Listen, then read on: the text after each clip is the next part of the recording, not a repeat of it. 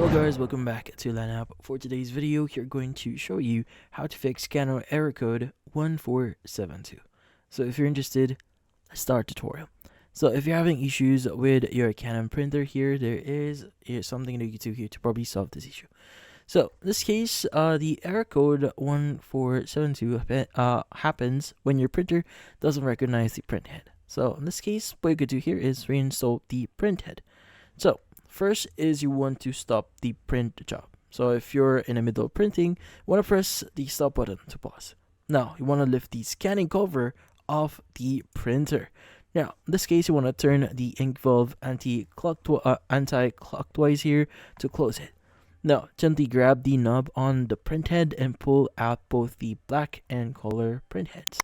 Then from then on, put the black and color print heads back into their right spots.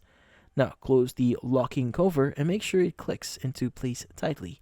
Now turn the ink valve clockwise to open it again. Then gently close the scanning cover and that should lock everything back into place. Now in this case, you might want to replace the print heads if necessary. Now if reinstalling didn't work, the print heads could be an issue. So they might not be the right ones or it could be faulty. So you need to replace them with compatible print heads. Check your printer's manual or head to your local stationery store to find the right ones. Once you get the compatible ones, follow the same process to install them as you did for the reinstallation. But in this case, that's about it. Hopefully this video was able to help you. Like and subscribe to Yelan Up. Thank you for watching.